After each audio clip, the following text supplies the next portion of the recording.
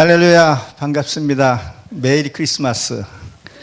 오늘 성탄절 2부 있죠. 각 교회에서는 칸탄타 할 것이고, 하나님의 예수님이 탄생하신 것을 만민에게 복음을 전하는 그런 또 날이기도 합니다.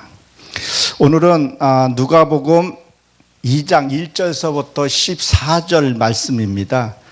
그 위에 오신 예수님이라는 제목으로 함께 은혜를 나눠보려고 합니다. 사실 예수님이 오신 날짜는 우린 정확하게 알 수가 없습니다. 근데 천주교에서 밤이 가장 긴 날을, 그 날을 예수님이 온 걸로 했고, 마틴 뉴턴이 그것을 갖고 온 것을 보게 됩니다. 그러나 분명한 것은 예수님이 성육신으로 오셨다는 거죠. 그래서 우리에게 구속해 주시고 축복해 주셨다는 것은 변함없는 진리일 것입니다. 오늘 2장 1절에 보면 이때에 가이사가 아구수도가 영을 내려 천하를 호족하려 하였으니라는 제목, 이런 말씀이 시작이 됩니다. 여기에 보면 원뜻은 다 설명은 안 하더라도 큰 권세자 하나님이 말씀을 하는 겁니다. 호족을 세라고. 호족이 뭐예요? 세페르라 그러는데, 너희들이 예수를 믿고 또 오늘 한 해를 보게 되면 네가 예수 믿고 얼마나 많이 변했는가, 그것을 한번 보라는 거예요. 우리의 신체 구조는 얼로 되어 있죠. 바깥으로 보게 되어 있습니다. 그러나 내가 말씀을 보고 성경을 보고 나서는 내가 내 안을 볼 수 있어야 돼요. 나는 가는 어떤 존재이고 어떤 삶으로 해서 내가 예수님을 만났고 변화해야 하는가를 그 수를 세워보라고 얘기를 하고 있습니다. 창세기 13장 16절에 보게 되면 하나님이 아브라함에게 말씀해 너희의 후손을 티끌을 능히 셀 수 있다 그랬었어요. 그러면 여러분, 이 티끌을 과연 셀 수 있을까요? 이거를 문자적으로 보면 불가능한 일이죠. 그러나 이것을 영적으로 보게 되면 이 티끌은요, 하나님이 창조했을 때 흙으로 창조했다 그랬었어요. 거기 히브리어로 보게 되면 아파르로 되어 있습니다. 여기서도 보게 되면 창세기 13장 16절에 보면 거기 티끌도 아파르로 되어 있어요. 그러면 우리는 흙으로 지었다는 거예요. 내가 오늘 기뻤어요. 감사해요. 오늘 은혜를 받았어요. 그럼 뭐야? 나는 누가 보면 알 수 있어요. 알 수 있다는 거예요. 그러면 내가 흙으로 지었기 때문에 나는 능히 셀 수 있는 거예요. 저 사람 지금 기뻐하고 있구나. 예수를 통해서 구원의 확신을 가졌구나. 그런 것들을 우리가 알 수 있다는, 그래서 그걸 셀 수 있다는 것을 얘기를 합니다. 그리고 고린도후서 13장 5절에 보게 되면 너희가 그리스도를 너희 안에 있는가 확증하라. 그렇지 않으면 너는 버리운 자라고 얘기를 했습니다. 우리에게 준 임무가 무엇이냐면요, 내 안에 변한 수를 세워보라는 거예요. 그래서 민수기도 그런 의미를 갖고 있죠. 그 다음에 2절에 보게 되면 호족 구레뇨가 수레아 총독 됐을 때 첫 번째 한 것이다 그랬었어요. 자, 그럼 이 구레뇨는 관할하는 자인데요, 무엇을요? 영적으로 내가 나를 관할할 수 있어야 돼요. 내가 나를 관할할 수 있어야 되는 거예요. 마음 관리를 잘 해야 돼요. 이 마음 관리, 생각 관리를 잘못하게 되면요, 그르친 일들이 너무 많아요. 첫째, 무엇을요? 이 보는 거. 우리에게 보는 것을, 이걸 관리를 잘해야 돼요. 이거 보는 걸 잘못 보면 해서 우리가 시험 듣는 일이 많이 있습니다. 이 듣는 것도요, 이 귀도 관리를 잘해야 돼요. 이 듣는 것도 관리를 잘하고 통치를 잘해야 되죠. 그 다음에 말이에요. 우리가 이 말 관리를 잘해야 돼요. 이걸 못해서 그르친 일이 또 한두 개가 아니죠. 그래서 마음과 생각 관리를 잘 해야 된다는 거예요. 우리는 이 관리만 잘하면요, 열매를 맺을 수 있다는 거예요. 많이 맺을 수 있다는 거예요. 그래서 구레뇨를 세운 것을 얘기를 하고 있습니다. 자, 3절에 보게 되면 모든 사람이 호족으로 각각 고향으로 돌아가며 그랬어요. 이게 바깥의 얘기이지만 이게 내면에서, 내 안에서 이걸 볼 수 있어야 돼요. 바깥으로 분명히 역사적으로 이 일이 일어났습니다. 이거 주소각적으로 얘기를 하려면 한참 시간이 걸리지만 내 안에 내면을 한번 보라는 거죠. 하나님이 이 관리를 잘 하는 거, 그걸 세우라는 거, 권세자들 통해서 세우라는 거예요. 이제는요, 고향으로 돌아가라는 거예요. 내 마음의 고향으로 돌아가라는 거죠. 아브라함이 고향 친척 집을 떠났다 그랬죠. 나의 종교 행위, 나의 율법적인 행위, 그런 거에서 떠나가서 어떤 그런 말과 같은 말이죠. 지난번에 제가 말씀을 선포했던 것 같은데 마태복음 2장 12절에 보게 되면 다른 길로 가지 말라 그랬었어요. 조금 전에 조 삭개오 목사님이 말씀을 선포하고 가셨는데 지금 너무 이만희 쪽으로, 이단 쪽으로 많이 가는 사람들이 있어요. 하나님의 진리의 맛을 못 보니까 자꾸 가게 되는 거예요. 다른 데로 가지 말라 그랬다고. 다른 집, 각자의 집, 내 마음 바탕에, 내 마음에 들어와서 보라는 거예요. 그걸 관찰해서 보라는 거예요. 남의 땅, 남의 마음 바탕에 가서 네가 뭐 잘했니 못했니 그 얘기하는 거죠. 자기의 마음을 잘 살펴보라고 얘기를 하고 있습니다. 그래서 창세기 1장 20절에 보게 되면요, 거기에 뭐라고 됐어요? 생물이 번성하고 이렇게 되어 있는데, 거기에 단어를 보게 되면요, 물이 번성을 하는데 어떻게 번성을 하냐면요, 물이 내려오면 이 물이 스며들어오는 것처럼 되어 있어요. 이 지하에 또 어디 집에 물이 들어오면요, 물이 싹 다 스며요. 문 열려 있는 곳은요 다 들어가요. 다 들어간 거예요. 말씀이 내 안에 들어오면 뭐예요? 회개할 건 회개해야 되고, 감사할 건 감사해야 되고, 용서해 줄 건 용서해 줄 수 있는 그런 거예요. 말씀이 내 안에 싹 조조조 들어와서 다 적시는 것을 얘기를 하거든요. 그래서 우리가 말씀을 충분히 보게 되면 이단이나 그런 데 빠질 염려가 없다는 것을 여러분들이 기억하시기 바랍니다.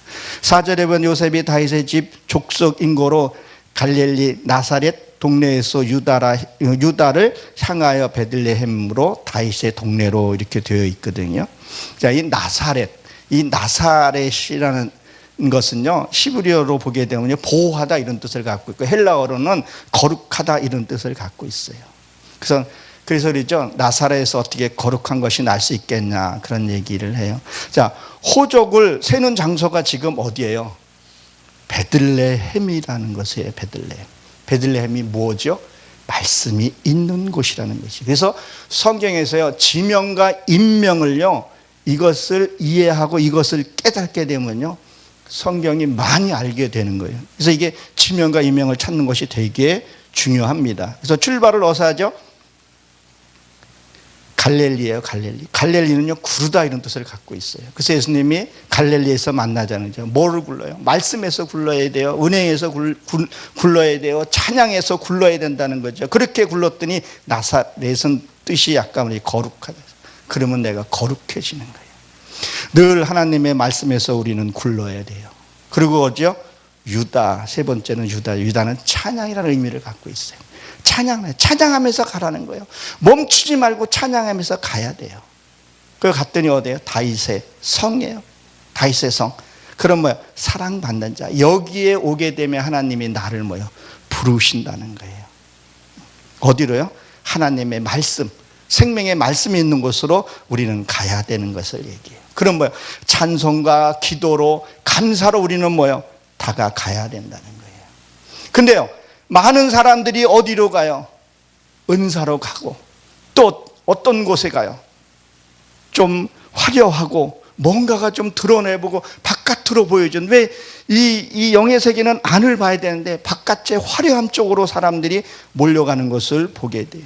말씀으로 가려고 하는 사람이 작은 것을 여러분들 한번 기억하시기 바랍니다. 우리가 태어날 때요, 넓은 데서 나온 거 아니에요. 좁은 문에서 나왔어요. 그 택함 받은, 그 생명 하나 받은 것도 큰 축복이고, 이 세상에 나와서 내가 예수님을 만나고 구원받았다는 건 어마어마한 축복이에요. 그럼 우리가 이 세상에 살다가요, 또 저 천국으로 갈 때 좁은 문이라 그랬어요. 하나님이요, 좁은 문. 우리가 이 세상에 아무리 힘들고 고단하더라도 어머니 모태 속에 들어갈 수는 없잖아요. 거기 들어가고 싶은 사람이 아무도 없을 거예요. 근데 거기에서 나올 때는 안 나오려고 그러더라고요. 이게 과학적으로 입증이 됐는데, 아이도 그 뱃속에서 나올 때 스트레스를 엄청나게 받는다고 그러더라고요. 나오고 나면 엄청난 축복인데 그 축복을 받지 않는 경우들을 우리가 생각을 해봐야 돼요. 그래서 누구로 출발하냐? 요셉으로부터. 그래서 요셉이 다윗의 성 그랬는데 요셉은 더하다 이런 의미를 갖고 있어요. 그래서 말씀을 내가 더해야 되고, 기도에 더해야 되고, 감사에 더해질 때 이러한 하나님의 우리에게 은혜를 주신다는 것을 여러분들이 한번 기억해 주시면 감사하겠습니다. 자, 그리고 5절에 보게 되면 그 정언한 마리아와 함께 호적하러 올라가니 마리아가 이미 잉태하였더라 그랬어요. 원문을 보게 되면 소환하였다 이런 뜻을 갖고 있거든요. 그럼 이 마리아라는 뜻이 뭐냐면요, 모반하다 이런 뜻을 갖고 있어요.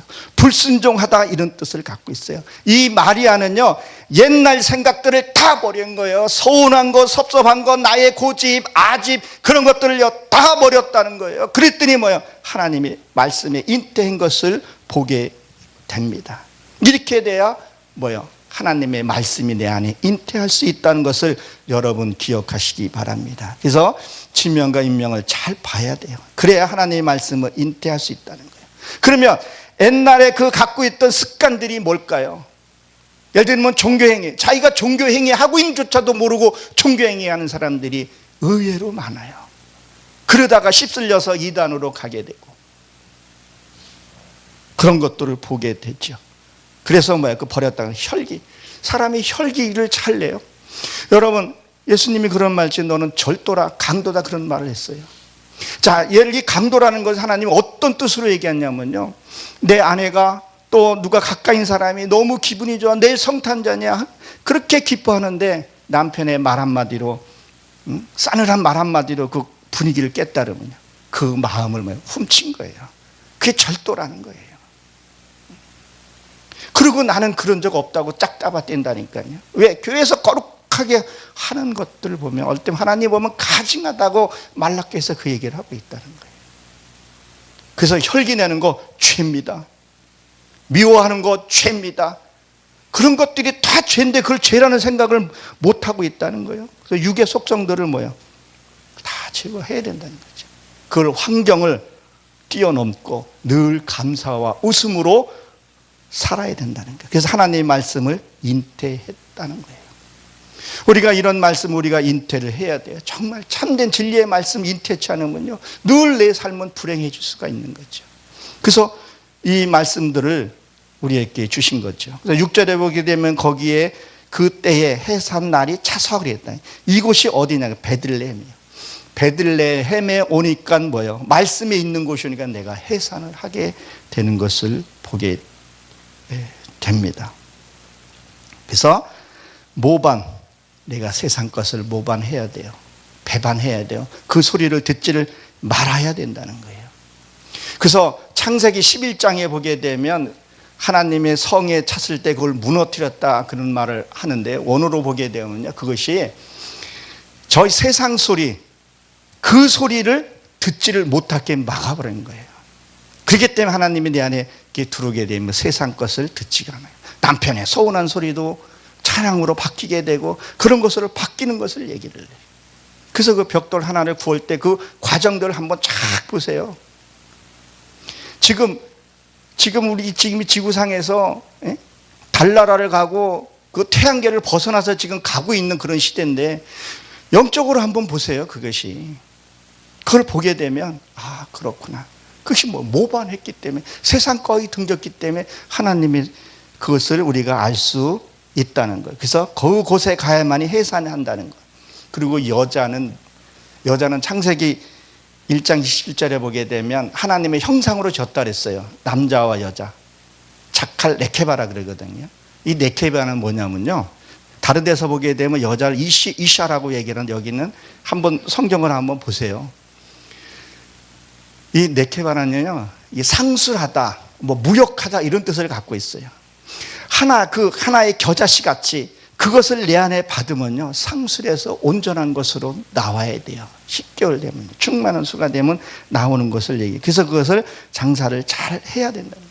내가 하나님의 말씀이 내 안에 들어오게 되면요, 그 말씀을 내가 잘 잉태해서 상술하고 무역을 해서 남겨야 된다는 거예요. 근데 우리는 말씀을 들으면 뭘로 들으려고 그래요? 자꾸요. 지식으로 자꾸 들으려는 경우가 있어요. 지식은요, 들을 때는 그거 하는 것 같아도요, 나중에 돌아서면 없는 경우들이 많아요. 여러분, 말씀이요, 내 안에 말씀이 깨달아지면요, 환경이 한번 옵니다. 그 환경을 잡아야 돼요. 그 환경을 잡다 보게 되면, 그 환경에서 내가 놓치지 않고 살게 되면요, 아, 이거라는 것을 알게 돼요. 그래서 제가 말씀을 전하거나 말씀이 준비하거나 어떤 어려운 환경이 오게 되면 이게 무엇인가를 보게 되고 그 일을 기쁘게 성취해내게 되면, 아, 이 말씀이 이것을 이루기 위해서 그 사건들이 있구나. 그리고 그걸 놓치지 않으면 그것이 하나님이 내 것으로 삼아주시는 거예요. 근데 우리는 그 어떤 일이 오게 되면 힘들다고 그런 얘기를 하는데, 잘 한번 우리가 생각을 해보셔야 돼요. 그래서 내가 어떤 일이 왔을 때는, 아, 하나님이 나를 이거 무엇을, 나에게 육의 것을 깨트리기 위해서 이 환경을 만들었구나. 환경을 만들고 내가 통과하고 났더니 하나님이 나에게 잘했다 칭찬해 주신다. 여러분들도 그 베들레헴에서 말씀을 인태하시길 주의 이름으로 축원합니다. 7절에 보게 되면 마다를 낳아 강보에 싸서 그 위에 누이니 이는 사관이 있을 곳이 없음이니라. 저는 개정 성경이라 가지고 사관이라는 게 여관으로 되어 있죠. 자, 근데 예수님이 왜 강보에 싸서 왔는가를 우리가 좀 한번 주목해서 볼 필요가 있거든요. 어둠의 세력이 모르게 하기 위해서 어둠에 싸서 이렇게 강보에 싸서 이렇게 와요. 그 우리가 은혜를 받으면요, 이것을 철랑대고 말하는 사람이 있어요. 때가 돼야 되는데 때가 되지도 않았는데 철랑돼 가지고 어둠의 세계가 취하는 걸 보게 되거든요. 그래서 뭐라 그래요? 은혜 자랑 끝에 뭐가 난다 그러고 그런 것들을 보게 된다는 거예요. 실제 예수님이 태어났을 때 헤롯이 어떻게 했어요? 그를 찾아서 죽이려고 했다는 거예요. 내가 말씀을 깨달을 때 이룰 때가, 내가 이루고 나면요 저절로 다 알게 돼요. 되지도 않는데 내가 이렇게 됐어, 내가 뭘 했더니 이걸 받았어, 무엇을 이것도 이것을 받았어. 근데 하는 행동 보니까 아닌 것 같은데 그저 받은 것만, 외적인 것만 얘기를 해버리면 다 알고 쭉쟁이가 돼버린 거죠. 여러분, 알곡과 쭉쟁이를 분명히 기억하셔야 돼요. 이건 하나예요, 하나. 율법이, 이 쭉쟁이는 율법을 통해서 알곡이 들어가서 쭉쟁이는 버리는 거예요. 율법을 버려야 되는 것을 얘기를 하거든요. 그래서 내가 이룰 때까지는 뭐예요? 기다려야 된다는 거예요. 그리고 보십시오. 중요한 건데 이걸 한번 찾아보시면 참 좋은데, 욥기서 38장 9절에 보면 이렇게 되어 있어요. 그때에 내가 구름으로 의복을 만들고 흑암으로 그 강보를 만들고. 예수님이 강보에 싸서 왔다 그랬는데요, 내가 찾아보기에는 이게 3번 나오더라. 이게 강보에 쌌다. 이게 강보가 뭐냐면요, 구름으로 의복을 만들었다 그러더라고요. 여러분, 구름이 땅에 있습니까? 하늘에 있습니까? 하늘에 있어요, 하늘에. 제가 신학교 다니면서 그때 무슨 사업을 이렇게 좀 하고 있었는데 안개가 한번 올라가는 걸 이렇게 탁 봤어요. 아, 그래. 이 안개가, 이 물이, 이 바닥에 있는 물이 하늘로 올라갈 때는요, 변화되지 않으면 올라갈 수가 없어요. 분자가 되지 않으면 올라갈 수가 없어요. 그것은 깨끗한 사람만이 올라갈 수 있다는 것을 제가 보게 됐고 깨닫게 되었죠. 그래서 이건 땅에 변화받은 하늘에 있는 거라는 거예요. 그걸로 감쌌다는 거죠.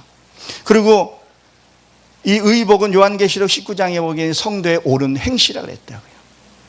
여러분, 이 옷에 대해서 설명하려면 참 장엄하게 긴데요, 내가 이 산 자체 그 옷이에요. 옷이 준비가 안 됐으면 천국에 가지 못하고 내 침을 받는다 그랬다고요.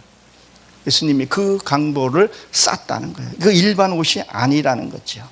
그래서 이 빛은 뭐예요? 이 빛은 어두움이 한 번에 받아들일 수가 없어요. 그래서 감싸서 온 거예요. 그걸 감싸주고 왔다니, 감추어서. 빛이 한 번에 받아들이지를 못하니까. 그래서 어린아이들 무슨 우리가 약을 주려고 그러면은 약 표면에다가 단 것을 발라놓고 그것을 먹이죠. 그럼 아이가 먹고 회복하는 것을 보게 됩니다. 그리고 광부가 어떤 그렇게 무너졌어요. 그러면 한참 동안 갇혀 있으면 빛을 못 보게 가려두잖아요. 모세도 시내산에서 내려올 때 수건으로 가렸다 그랬었어요. 빛을 한 번에 우리가 받아들일 수 없기 때문에 그렇다는 거죠. 그래서 그 구름으로 그 했다는 것을 여러분 한번 기억을 해보시고요. 또 에스겔서 16장 4절에 보게 되면 너희가 난 것을 말하건대 나 날 때 배꼽줄을 자르지 아니하였고 그랬습니다. 에스겔서 16장. 여러분 생각해 보세요. 자, 배꼽줄을 자르지 않았다. 여러분 출산하게 되면 배꼽줄을 안 자르나요? 잘라야 돼요. 저도 의학 지식은 없지만 그 배꼽줄을 자르지 않으면 아이의 큰 치명타가 될 수 있다고 그러더라고요. 그러면 그것은 무엇을 해요? 배꼽줄은 다 잘랐습니다. 그 배꼽줄은 이 흐르는 죄를 끊지 않은 것을 얘기를 해요. 그래서 느헤미야 9장에 보게 되면 그 왜 이스라엘 백성들이 고생하냐 이렇게 기도하고 봤더니 조상의 죄인 것을 알게 되고 그들이 뭐를 했었어요? 세상과 결별하고 서서 낭독하고 기도했다 그랬었어요.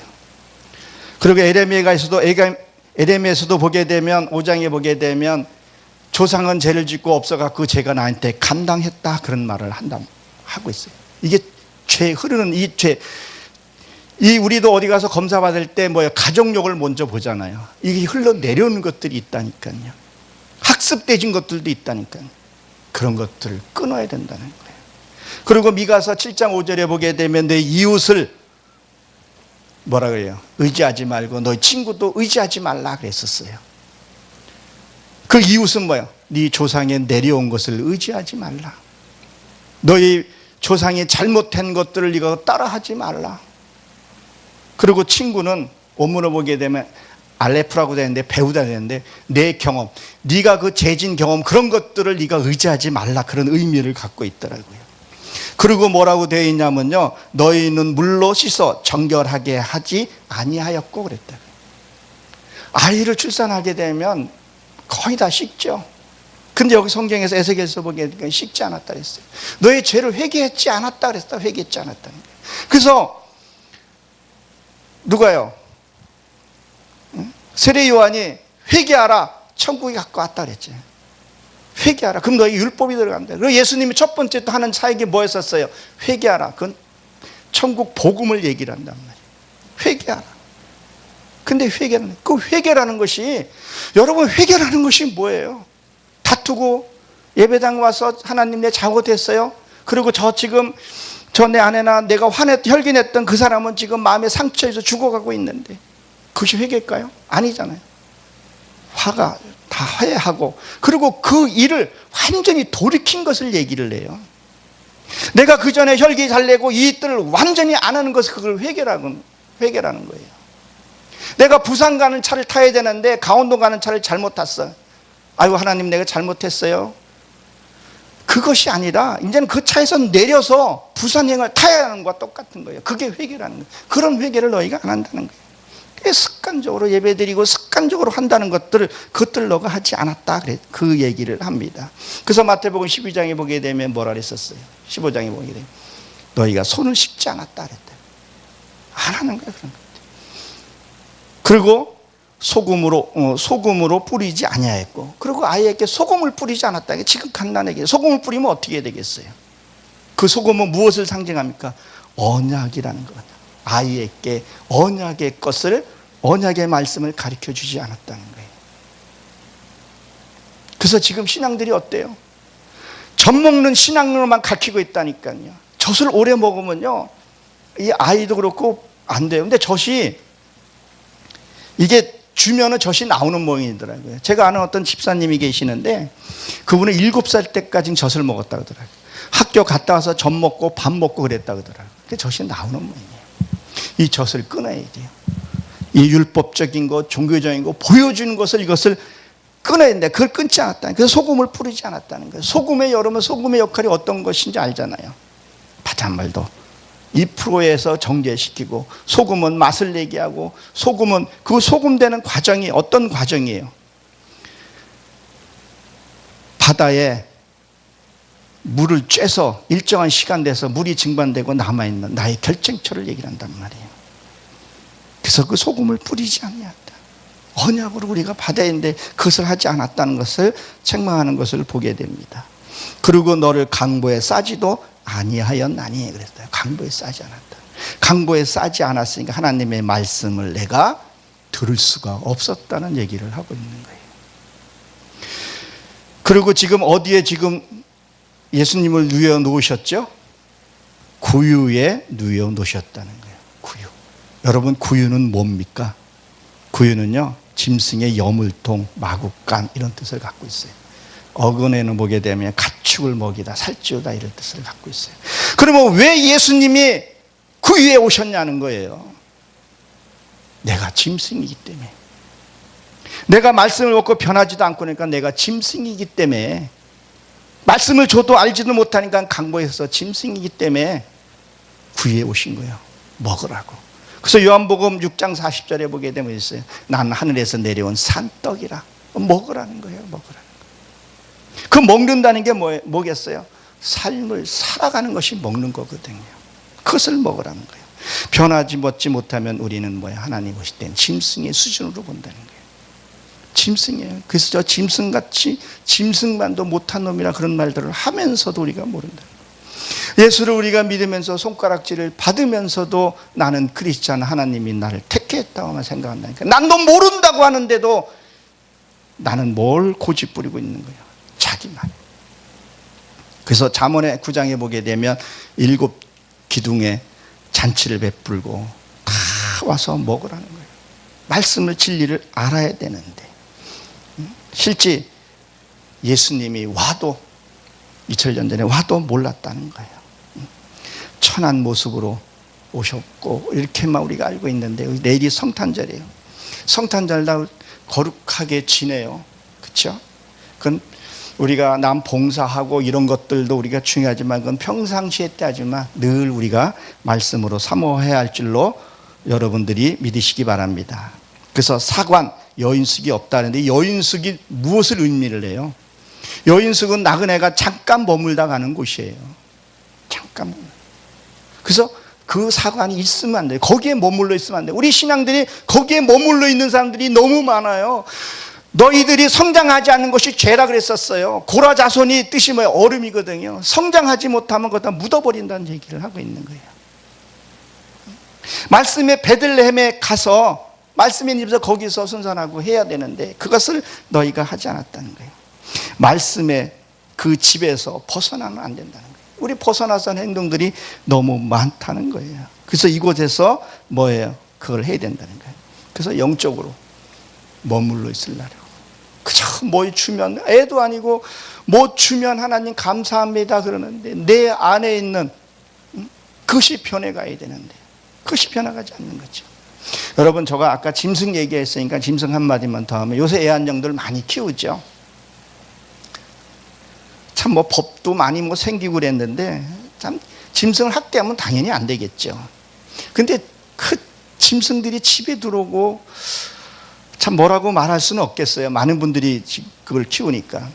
여러분, 짐승은 왜 짐승부터 못하다 그러냐면요, 이 짐승은요, 죽으면요 이 영혼이 없어요.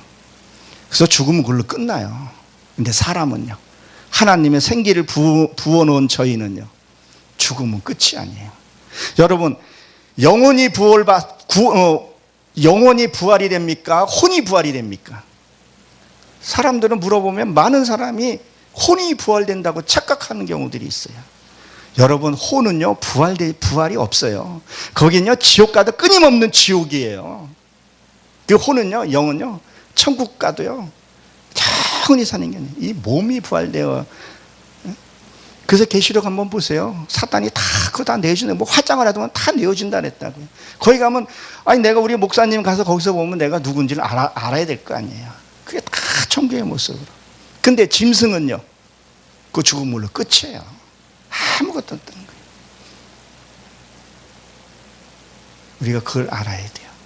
어떻게 내가 신앙생활하고 어떻게 해야 되는 건지, 구원받고 말 것인지, 하나님이 기뻐하는 그런 삶을 사셔야 할지 우리가 알아야 된다는 것을 여러분들이 기억하시기 바랍니다.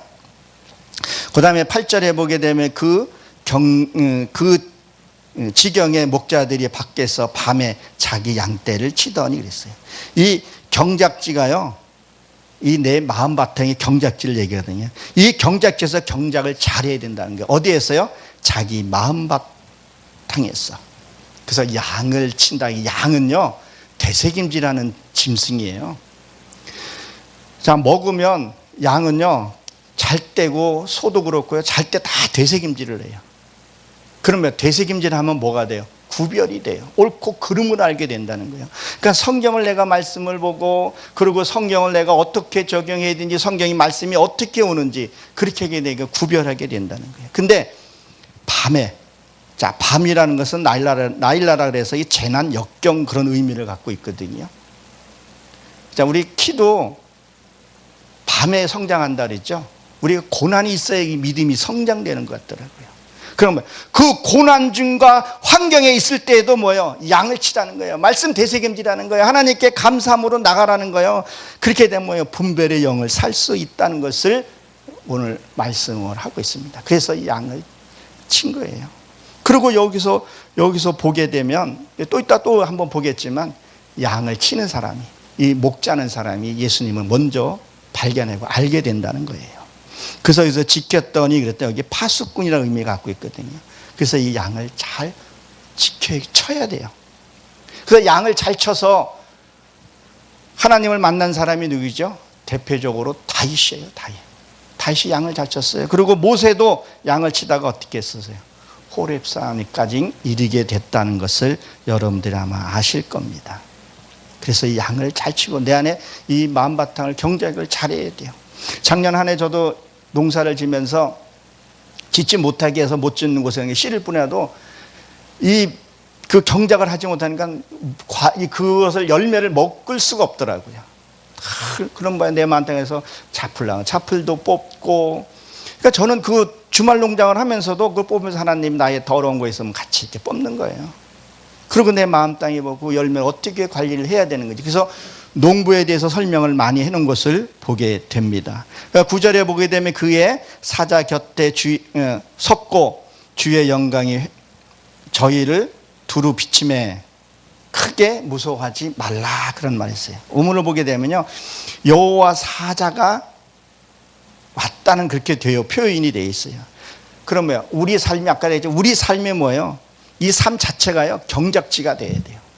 집에서든 또 직장에서든 교회에서든 어딘지 그게 돼야 된다는 거예요.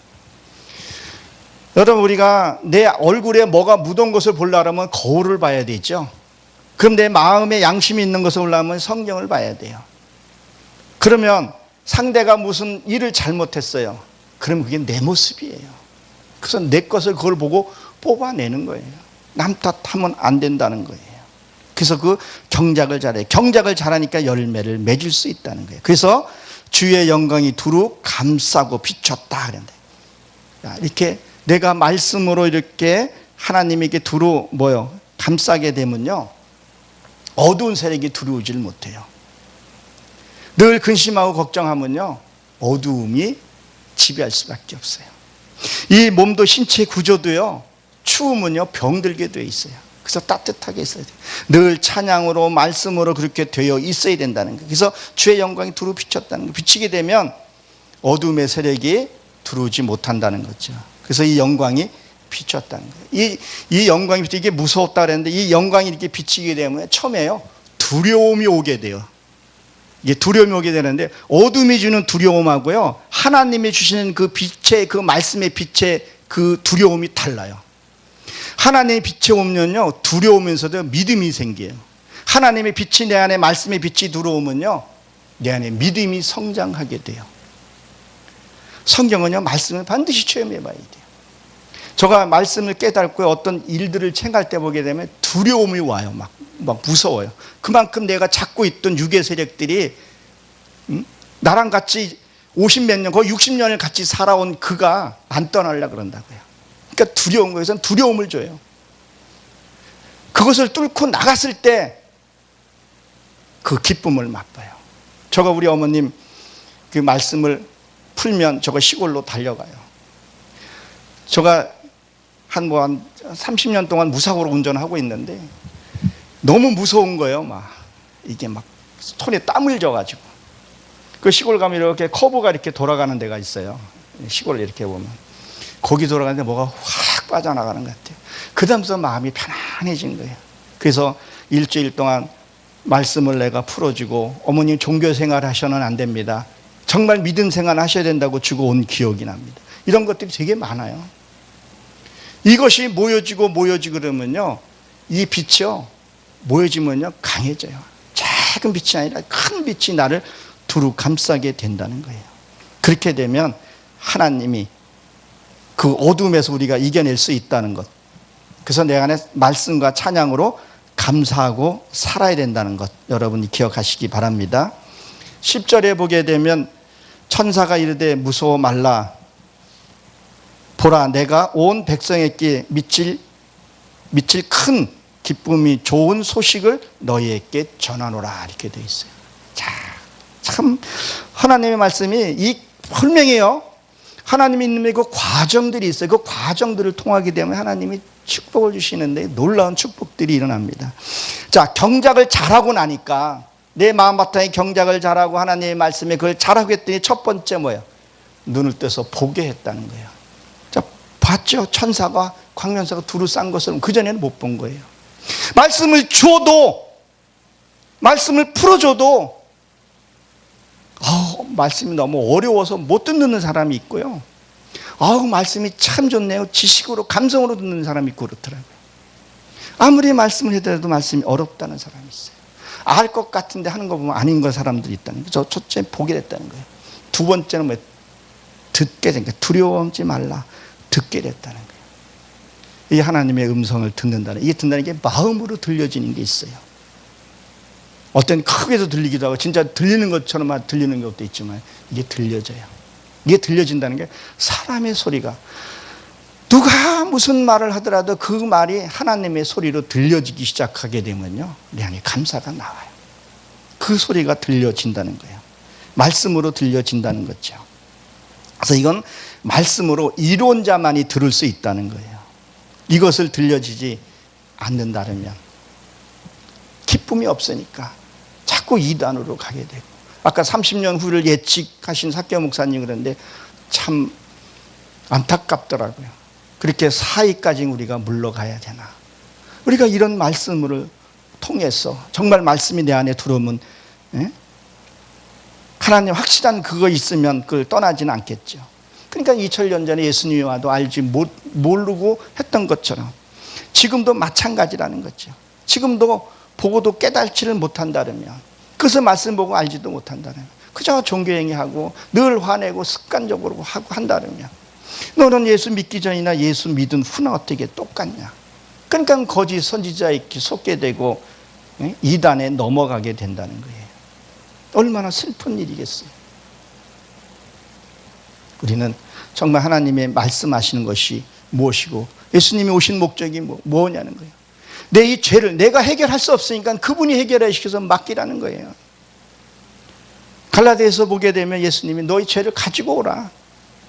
그럼 하나님 해결해 주시겠다는 거예요. 어떤 분이 그러더라고요. 왜 그 더러운 죄를 자꾸 예수님에게 갖다 주냐고. 그건 해결할 수 있는 분은 그분 한 분이에요. 그렇기 때문에 그 십자가 앞에 내려놓는 거예요. 그 십자가, 여러분, 십자가 뭘로 되어 있어요? 나무로 되어 있죠. 그건 사양틀이에요. 나무는 여러분 무엇을 줍니까? 우리에게 산소를 주고 이산화탄소를 마시게 하는 거예요. 그 나무에는 상담이라는 의미도 같이 갖고 있어요. 하나님과 상담을 해서 내 마음의 치료도 거기서 일어나야 되는 거죠. 자, 그래서 오늘 보게 되면 11절에 보게 되면 오늘날 다윗의 동네에 너희를 위하여 구주가 나셨으니 그랬어요. 자, 다윗은 사랑이죠. 사랑스러운 자가 되면 뭐예요? 경작을 잘하면 이 사랑스러운 자 예수 그리스도를 내게 보내주신다는 거예요. 진짜. 자, 그래서 구주가 내 안에서 나타나야 돼요. 늘 내 안에 기쁨과 있고 그것이 있어야 된다는 거예요.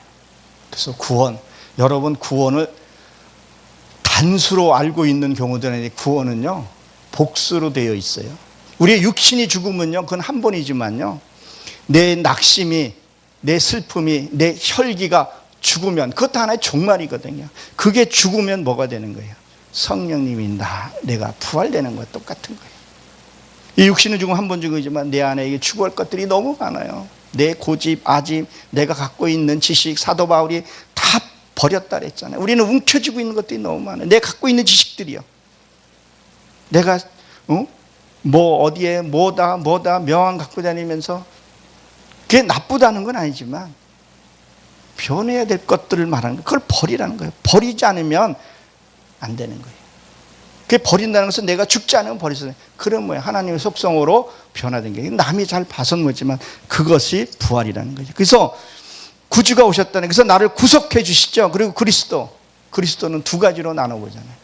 제사장의 기름 부음을 받게 되고, 그리고 영원한 그 왕의 삶을 산다는 것을 여러분 기억하시기 바랍니다. 그래서 나를 구속해 주시고 나를 뭐예요? 회복시켜 준다는 거예요. 근심, 걱정, 그리고 저번에도 말씀을 드렸지만 해쪽소, 땅을 정복하는 해쪽소, 내 안에 이 공포, 그거 해결하게 되고, 여부수족소, 그 희생 제물이 7개 희생 제물이 신명기 7장 1장이라 했잖아요. 내 마음의 상처, 남의 상처낸 것들, 그것들을 회복이 돼야 된다는 거예요. 그래서 어디에서 태어났어요? 다윗의 동네에서 태어났다. 다윗은 뭐예요? 사랑스러운 그 혈통에서 태어났다는 거예요. 그래서 사랑하라는 거예요. 그래서 저가 어디 가면 장애자 시설을 가든 어디 사랑하십시오. 사랑 외에는 그게 없어요. 그게 빛이더라고요. 성경을 줄이면 사랑이더라는 거예요. 그래서 사랑해야 돼요. 사랑하게 되면 하나님의 능력이 나타나시는 것을 여러분 믿으시기 바랍니다. 그 12절에 보게 되면 너희가 가서 강보에 쌓인 구유에 누인 아기를 보리니 이것이 너희에게 표적이니라 그랬어요. 자, 예수님의 강보에 왔다는 거예요. 왜? 우리가 그건 빛이고 우리는 흑암을 좋아하기 때문에 강보를 쌌다는 거예요. 우리는 흑암이기 때문에 이 빛을 싫어해요. 여러분, 우리가 죄 짓는 거요, 이게 내 안에 말씀이 들어오면요, 그 전에 행했던 것을 버리게 돼요. 그러니까 이걸 버리기 싫어서 이 빛을 싫어해요. 그래서 요한복음 1장에도 그 얘기 하잖아요. 빛이 안 되면 어둠이 깨닫지 못하더라. 이 어둠의 빛을 싫어한다니까요. 그래서 이 구유에 오신 거예요. 이 안에, 내 안에 이 죄가요 많아요. 나도 얼마나 못된 성품인지 몰라요. 아직도 바뀌어야 될 것, 변해야 될 것도 많이 있지만 별게 너무 많아요. 그죠? 말씀을 보니까 이게 죄였구나, 하지 말아야지, 이것도 죄였네. 말씀을 깨달아가면서 그 말씀이 점령할 때 이 죄라는 것을 알게 돼요. 그리고 변해야 돼. 그래서 구유로 오셨다는 거예요. 아직 내가 변화받지 못했으면 뭐라고요?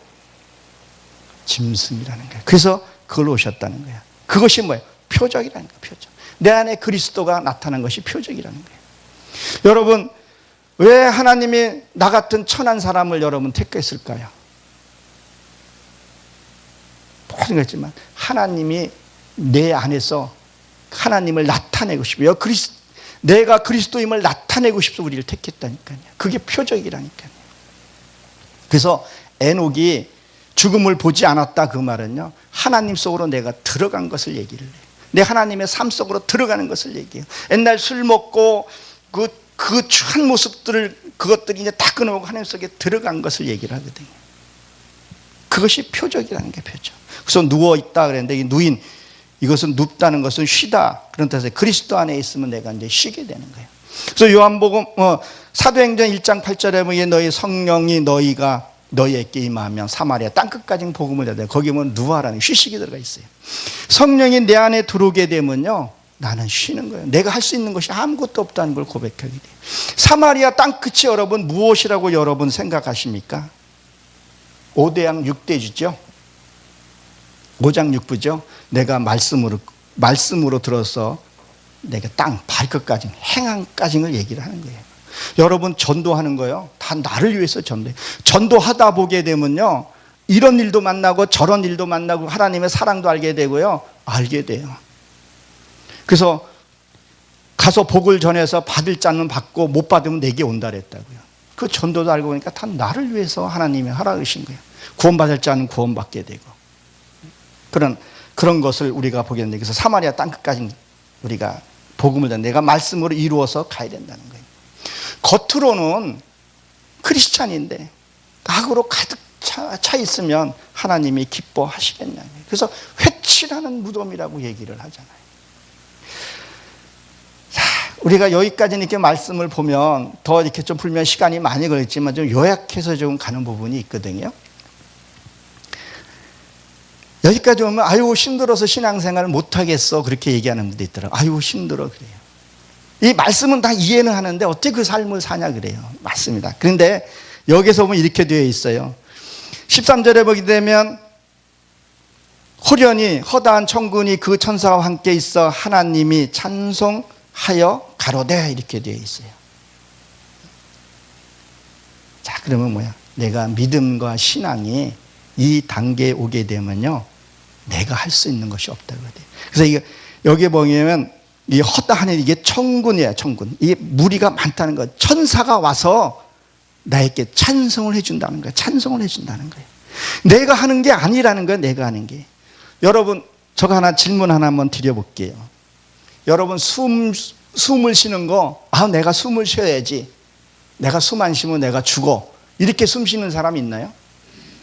나 숨 쉬어야 돼. 숨 마시고 막 인공호흡하고 그러면 아무것도 할 수 없겠죠. 기도도요. 이런 기도가 되어야 된다는 거예요. 내가 하는 것이 아니라 찬송도 내가 하는 찬송이 아니라 성령님께서 찬송하는 것을 알게 돼요. 나는 난 누리고 그때 되면 누리고 살게 되는 것을 보게 돼요. 기도도 저도 해보니까요. 내가 하는 기도가 아니더라고요. 어느 시점에 딱 성령께서 하는 기도가 있어요.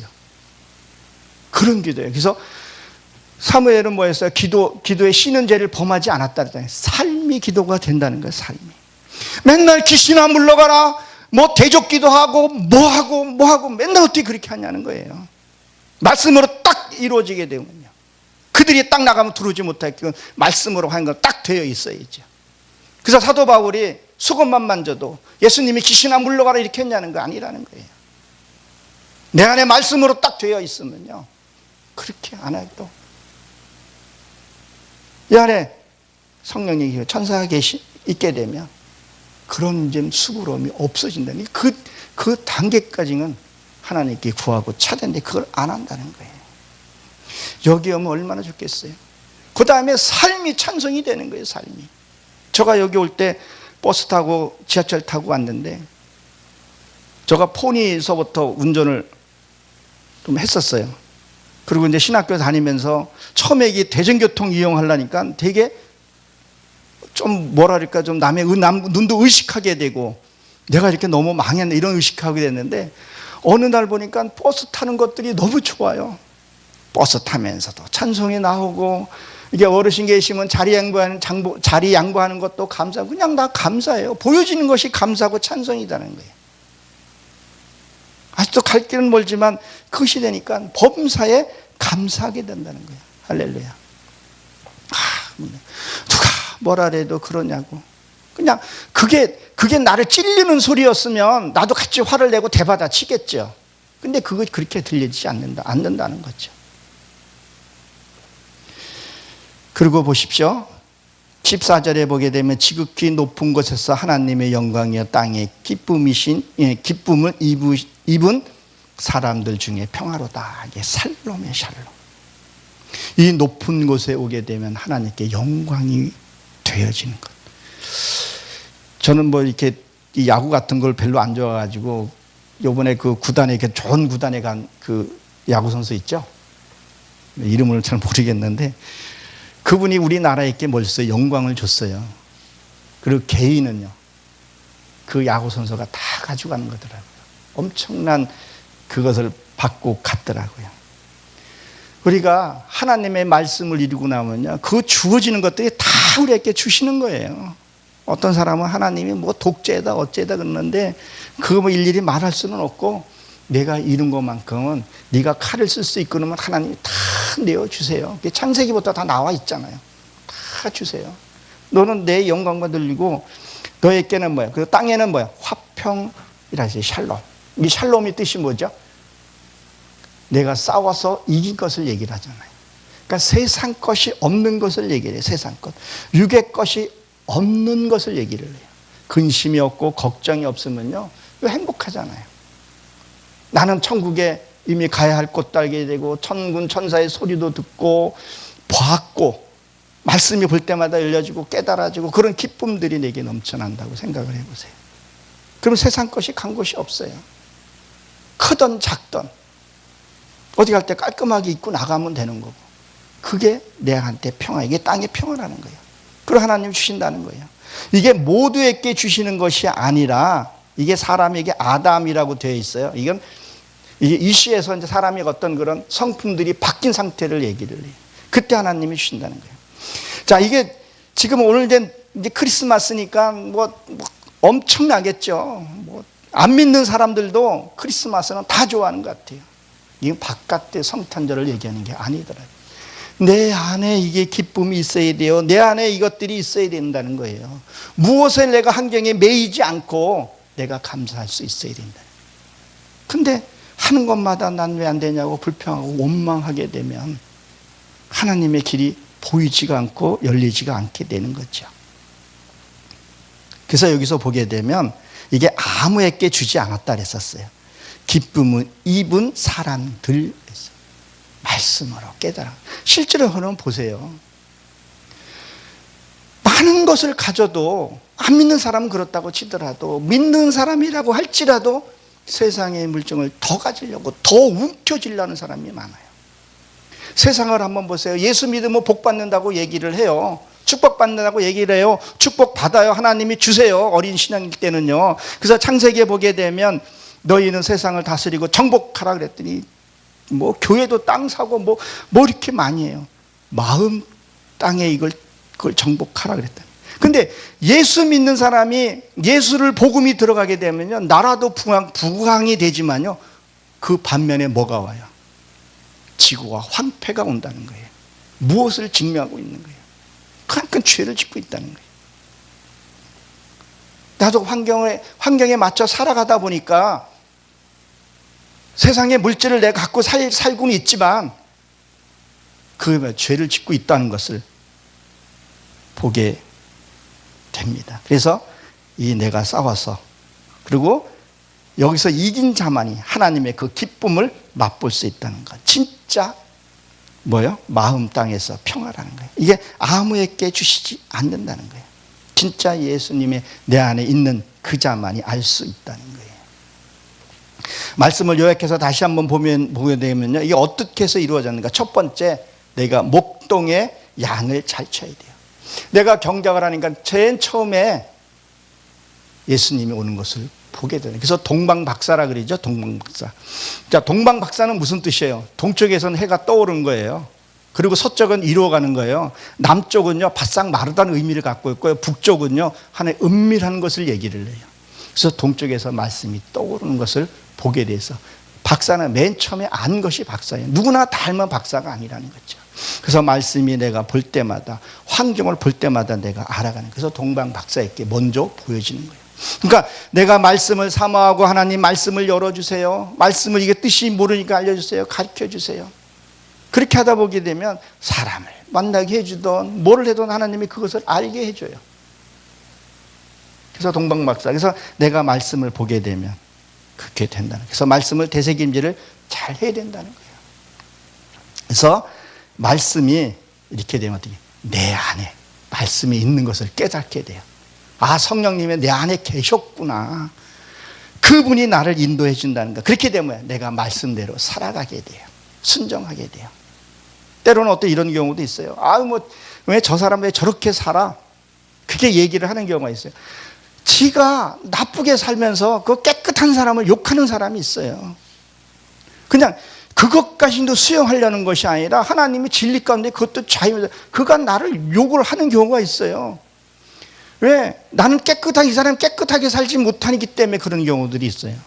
그런 것은 진짜 하나님의 핍박이 될 수 있지만, 그렇지 않은 것은요, 하나님 말씀에 벗어나는 것은, 그것은 죄를 질 수 있다는 것, 여러분이 기억하시기 바랍니다. 그래서 성탄절 내 안에서 이루어져야 된다는 거예요. 우리가 분명히 기억할 것은요, 구원자는 예수님 한 분이시라는 걸 여러분 믿으시기 바랍니다. 그 누구도 그거 주신 적이 없다 그랬었어요. 분명히 천국과 지옥은 반드시 있습니다. 그게 없으면요, 저 오지나 이런 데서도 왜 우리 부모가 죽으면 잘 좋은 데 가라고 그렇게 했겠어요? 뭔가 있기 때문에, 알기 때문에 그렇다는 거예요. 정말 그 석가가 우리를 구원해 줄 수 없고요. 또 누가요? 뭐 신천지니 그거 가는데 왜 거기 가는지를 이해를 못 하겠어요. 성경을 한 번만 제대로만 보게 되면 할 수 있는데 그 신천지 가고 이만희 가고 뭐 왜 그렇게 가는지를 모르겠어요. 오직 구원자는 하나님 한 분이라는 것을 여러분 믿으시기 바랍니다. 이제 말씀을 마칠까 합니다. 요한복음 16장 33절에 보게 되면 내가 세상을 다 이겼노라 그런 말을 하죠, 예수님. 자, 이게 무슨 뜻일까요? 여러분, 근심이 왔어요. 걱정이 왔어요. 그러면 난 그거랑 뭐에 싸워야 돼요. 그 근심에 계속 하고 있으면 내 싸움에 진 거예요. 근데 내가 환경은 변하진 않았는데 내가 마음이 편안해졌어요. 내 안에 기쁨이 있어요. 그러면 이게 싸워서 이긴 거예요, 진 거예요? 이긴 거라는 거예요. 그래서 우리도 그 환경에, 그 어둠의 세계에 지는 것이 아니라 환경을 보면 질 수밖에 없지만 하나님이 나 안에 계신 것을 알게 되면 그 어떤 환경에서도 하나님이 이겼노라 했으니 우리가 그분을 믿고 이번 성탄절도 주님의 그 기뻐하는 마음에서부터 찬양이 삶 속에서 흘러나오는 우리 세계로 열린 선교 방송을 통하여 만민에게 복음을 전파되는 그러한 성탄절이 되시길 주의 이름으로 축원합니다. 기도하고 마치도록 하겠습니다. 하나님 아버지,